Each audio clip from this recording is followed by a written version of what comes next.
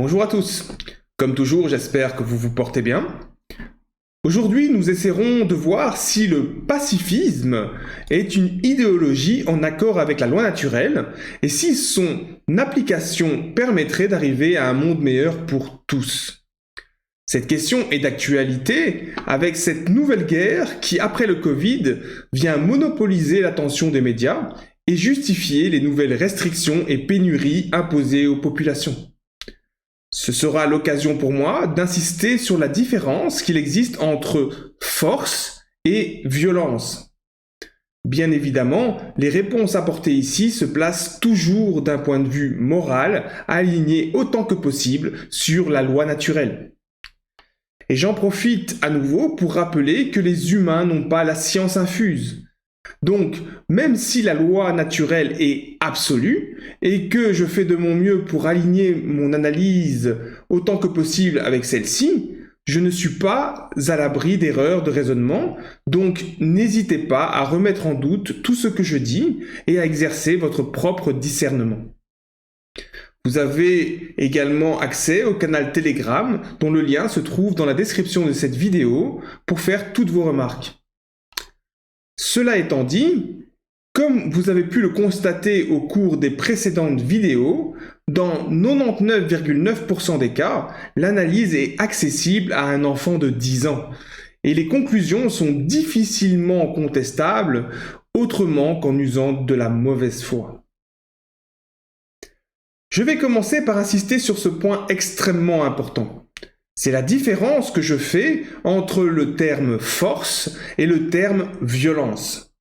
Notez que dans toutes mes vidéos, j'essaie de faire la distinction entre ces deux termes car ils ne sont pas interchangeables. Donc, lorsque je parle d'usage de la force, je parle de l'utilisation d'une énergie dans le respect de la loi naturelle.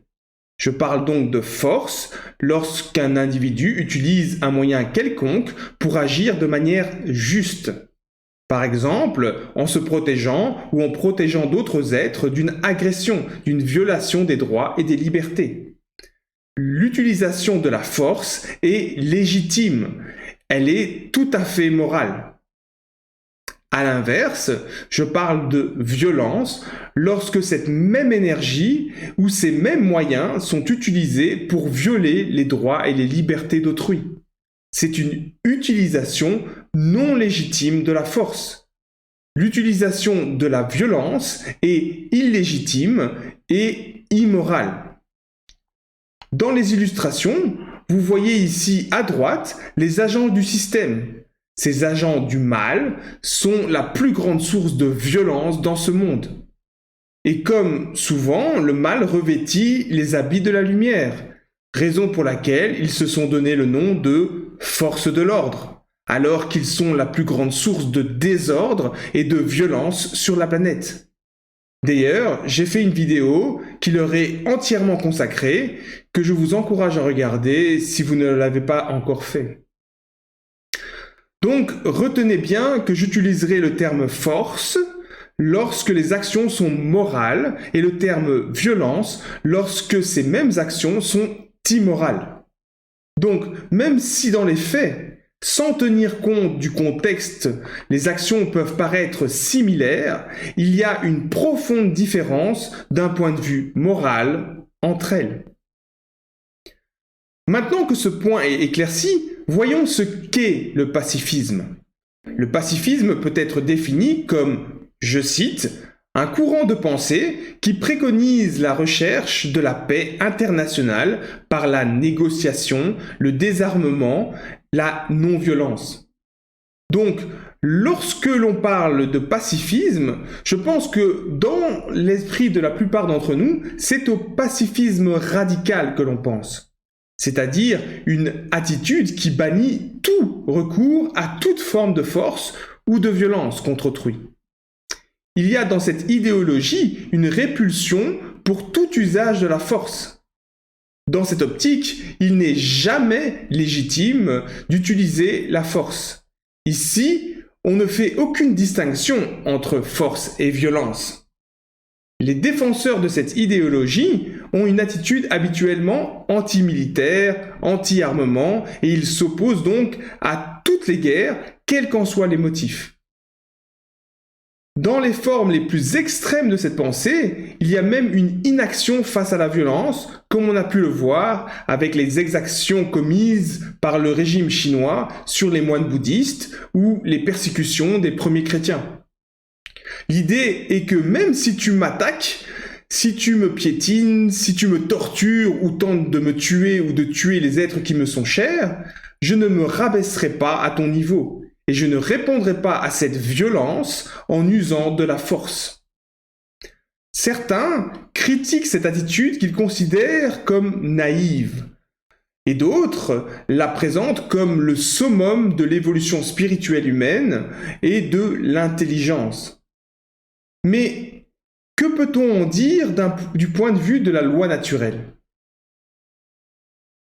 Pour répondre à cette question, il faut bien comprendre qu'il y a deux aspects distincts qui doivent être pris en compte. Le premier est l'aspect lié au principe de non-agression. Ce principe est bien évidemment en accord avec la loi naturelle si l'on souhaite un monde où les libertés et les droits des êtres sont respectés et où la paix règne. Il est donc totalement immoral d'être l'initiateur d'une action violente telle que le vol, le meurtre, le viol, la coercition, l'agression physique, le trépassement ou la tromperie. Le second aspect, c'est l'aspect lié à la réaction que l'on doit avoir face à une agression, une violation des droits et des libertés d'un être. Dans l'esprit du pacifisme radical, la réaction juste ne doit pas user de la force pour répondre à cette agression. Du point de vue de la loi naturelle, il n'est pas indiqué que lorsque les droits et les libertés sont attaqués, vous ne pouvez pas vous défendre, bien au contraire. Il est donc tout à fait légitime d'user de tous les moyens nécessaires afin de faire stopper l'agression. Ici, on est dans un usage moral de la force, même si cet usage entraîne la mort de l'agresseur. Il faut bien comprendre qu'en tant qu'agresseur, donc initiateur d'un acte violent, vous perdez votre droit à la sécurité. Ceci se comprend très facilement avec un petit exemple. Imaginez deux personnes sur une île, l'un est un agresseur et l'autre est un pacifiste radical. Pensez-vous vraiment qu'avec le temps, la vie sur cette île se rapprochera d'un paradis pour le pacifiste ? Notez également que l'usage de la force doit bien évidemment être proportionné. Je ne poignarde pas une personne qui m'a touché l'épaule sans mon accord. Encore une fois, tout ce que je viens de dire, la plupart des êtres humains le savent intuitivement. Alors, pourquoi tant de personnes condamnent l'usage de la force, même lorsque celle-ci est légitime ? À mon avis, une des raisons, c'est comme souvent l'endoctrinement que nous subissons depuis l'enfance. Nos sociétés démonisent, voire criminalisent le fait de se défendre, et rien n'est fait pour apprendre aux individus à savoir se défendre par eux-mêmes des agressions. On nous endoctrine à subir et à dépendre des suiveurs d'ordre, ces agents du système, pour notre sécurité. Combien de fois avez-vous entendu des adultes dire aux enfants « Si on t'attaque, ne réponds pas et va trouver un adulte ». Combien de fois les enfants sont punis comme leur agresseur alors qu'ils n'ont fait que se défendre ? Nos sociétés considèrent que l'usage de la force est réservé à certains organismes de l'État et non aux simples citoyens. En même temps, est-il vraiment étonnant qu'un système dirigé par des loups souhaite élever des agneaux ? Ayant compris ce qu'est un usage moral de la force et ce qui ne l'est pas, comment cela s'applique dans la pratique ? Eh bien, c'est très simple. Si les esclaves noirs d'Amérique avaient pris les armes contre leurs maîtres et les avaient tués par milliers afin que ces mauvaises personnes cessent leurs agressions, eh bien, ces actions seraient considérées comme un usage légitime et moral de la force.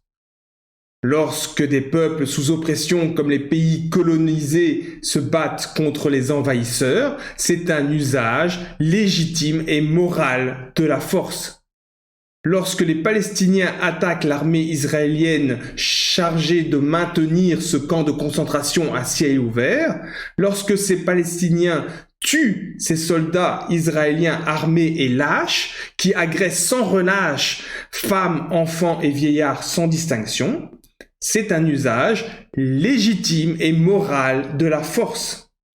Lorsqu'un pays comme le Yémen est attaqué et affamé, les habitants de ce pays ont tout à fait le droit d'user de la force pour faire stopper ces attaques.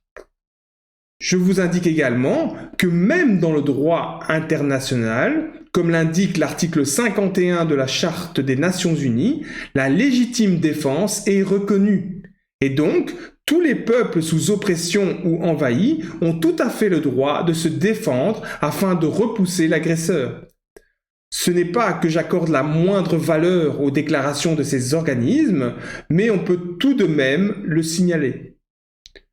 Donc, en résumé, lorsque c'est pour se défendre ou pour défendre les droits et les libertés des êtres, il est toujours légitime d'user de la force. Je dirais même que c'est une réaction que l'on peut souhaiter de la part d'êtres souverains, car dans ce monde, malheureusement, le mal n'écoute que très rarement la voix de la raison. Et à l'inverse, il répond généralement beaucoup mieux à la force.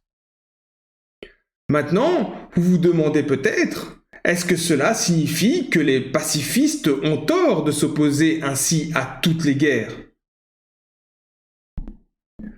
Eh bien, ma réponse est que dans ce monde, les guerres sont souvent le résultat des machinations des classes dirigeantes psychopathes. Ces classes poussent les classes inférieures à se battre pour des intérêts économiques ou géopolitiques qui ne bénéficieront au final qu'au sommet de la pyramide de servitude. Dans ce contexte, il est très rare que les causes des guerres soient un combat pour la liberté et l'égalité des êtres. Et en même temps, comment pourrait-il en être autrement dans un monde rempli d'êtres immoraux ?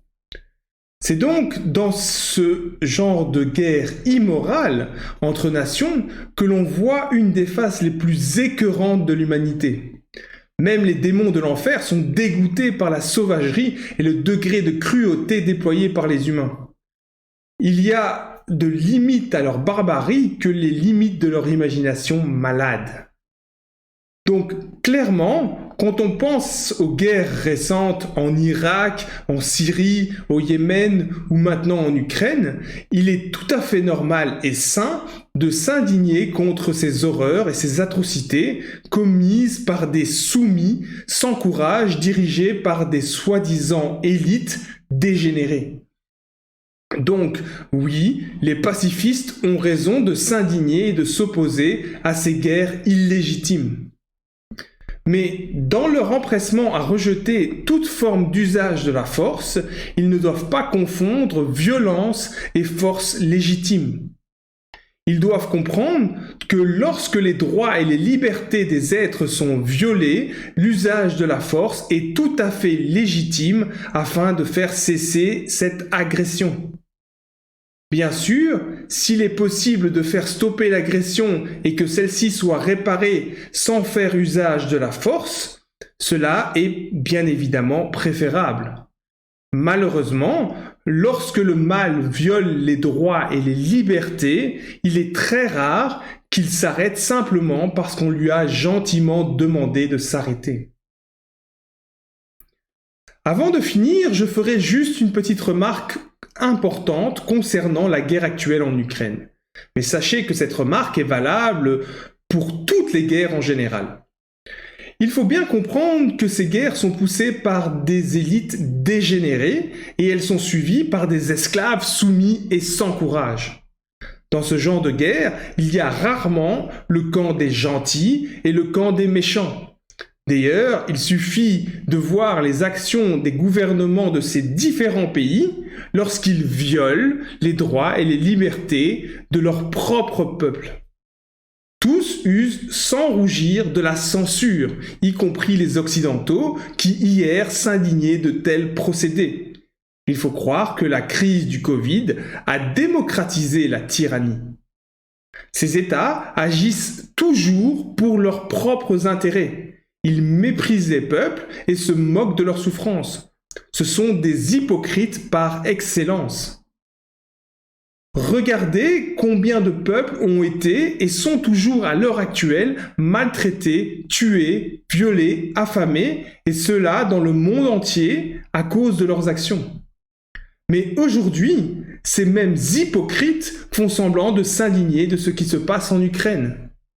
Ces êtres sont à vomir et ne méritent que le mépris de toute la création.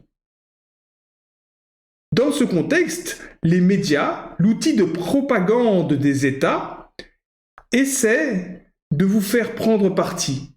Ils présentent les uns comme des héros et les autres comme des méchants. Ils savent que les humains, malgré leur immoralité, essaient toujours de justifier leurs mauvaises actions, probablement tiraillés par la boussole de la justice implantée dans leur cœur. Une boussole qui, même si elle est mal orientée, tourmente l'esprit des hommes lorsqu'ils agissent mal.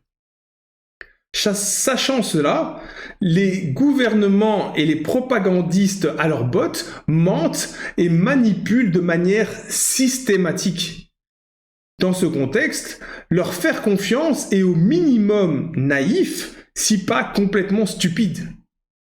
Notez également que certains médias indépendants et alternatifs ne sont pas épargnés par ce partisanisme. Eux aussi choisissent souvent un camp, habituellement celui de l'adversaire de leur oppresseur. Alors, ne soyez pas dupes, ne soyez pas le jouet de leur manipulation. Ces êtres ne sont pas du côté de la justice avec un grand J ou de la vérité avec un grand V. Utilisez votre discernement, votre intelligence et regardez dans les faits ce que font les partis en présence et si leurs actions sont en accord avec le principe de la loi naturelle. Pour finir, cette citation de Gandhi, un avocat et un guide spirituel indien du XXe siècle. Il est un des symboles du pacifisme et de la résistance non violente par la désobéissance civile. Il aurait dit « Il y a de nombreuses causes pour lesquelles je suis prêt à mourir, mais aucune pour laquelle je suis prêt à tuer. » Certains comprendront cette phrase comme signifiant qu'il n'y a aucune cause qui justifie de devenir un transgresseur, en tuant des êtres innocents, des êtres n'ayant enfreint aucune liberté et aucun droit. Dans ce sens, cette phrase est tout à fait valable. Néanmoins, je pense que beaucoup risquent de la comprendre comme signifiant qu'il n'est jamais légitime de tuer un être, même quand celui-ci vous attaque ou vous prive de vos droits et de vos libertés. Dans ce cas, il faut bien comprendre que cette attitude est bel et bien un choix que chacun peut faire et que l'on peut respecter. Cela étant dit, il faut être clair. Tuer un agresseur n'est pas un acte immoral. Ce n'est pas une transgression et selon la loi naturelle, les conséquences ne conduiront pas à plus de souffrance pour l'ensemble. De plus, dans cette réalité, les êtres qui refusent d'user de la force pour se défendre ou pour défendre les droits et les libertés d'autres êtres sont soit exterminés, soit réduits à l'esclavage. Et je rajoute que de ne pas user de la force en cas d'agression, c'est également laisser le champ libre au mal pour qu'il progresse. Ne pas attaquer, c'est une chose, laisser passer le mal, c'en est une autre. Et je rajouterai que pour ceux qui ont entreaperçu la lumière de la liberté, je sais qu'ils seront prêts à tuer et à être tués pour défendre cette liberté sans laquelle cette vie n'aurait aucun sens. Voilà, j'espère que cette vidéo vous a servi et vous a permis de comprendre que même s'il n'est jamais légitime d'initier une action qui viole les droits et les libertés d'un être, il est tout à fait légitime de faire cesser une agression par un emploi proportionné et juste de la force. Maintenant, bien évidemment, s'il est possible de faire cesser une agression sans user de la force, cela est toujours préférable. C'est d'ailleurs pour cette raison que je fais ces vidéos, afin que suffisamment de personnes comprennent le principe de la loi naturelle et que l'on puisse mettre fin à l'esclavage de l'humanité sans continuer à faire couler ce bain de sang. Donc, si ce qui a été dit dans cette vidéo vous parle, n'hésitez pas à partager ces informations avec ceux qui vous entourent. Et sur ce, comme à chaque fois, je vous remercie de votre attention. Soyez juste et résistez au mal. Et moi, je vous dis à bientôt.